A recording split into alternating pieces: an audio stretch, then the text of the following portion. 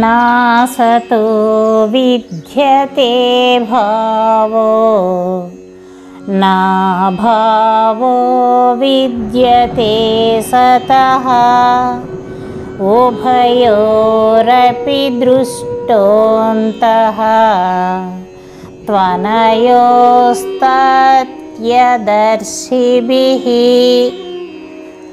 భావం అసత్తు అనుదానికి అంటే అనిత్యమైన దానికి ఉనికియే లేదు. సత్తు అనుదానికి అంటే నిత్యమైన దానికి లేమి లేదు. ఈ విధముగా ఈ రెండింటి యొక్క వాస్తవ స్వరూపములను తత్వజ్ఞాని అయిన వాడే ఎరుంగును.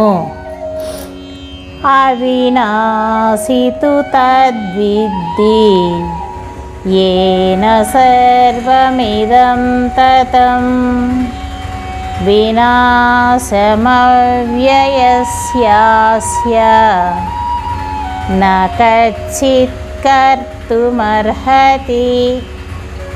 భావం నాశరహితమైన ఆ సత్యము పరమాత్మతత్వము జగత్తునందు అంతటను వ్యాపించి ఉన్నదని ఎరుంగుము. శాశ్వతమైన దానినెవ్వరును నశింపచేయజాలరు.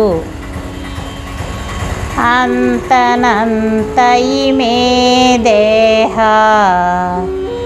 నిత్యసోక్తా శరీరణః అనాశినోన్ప్రమేయస్య తస్మాద్యుధ్యస్వ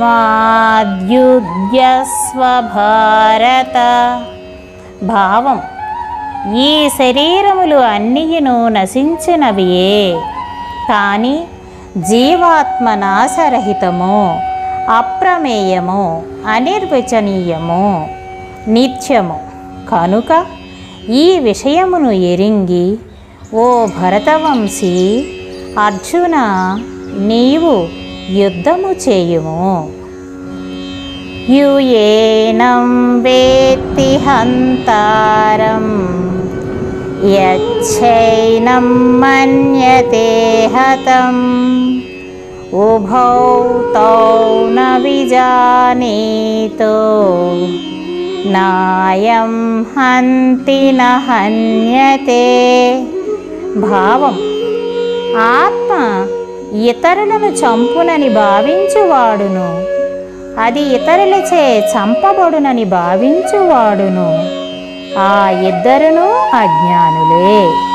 ఏలనన వాస్తవముగా ఆత్మ ఎవ్వరినీ చంపదు, ఎవ్వరి చేతను చంపబడదు.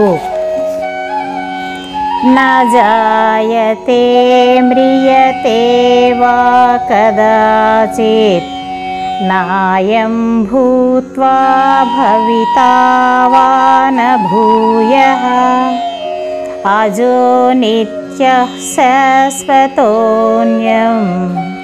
పురాణో న హన్యతే హన్యమానే శరీరే. భావం ఈ ఆత్మ ఏ కాలమునందును పుట్టదు గిట్టదు, పుట్టి ఉండునది కాదు. ఇది భావ వికారములు లేనిది. ఉత్పత్తి, అస్తిత్వము, వృద్ధి, విపరిణామము, అపక్షయము, వినాశము అను ఆరును భావ వికారములు.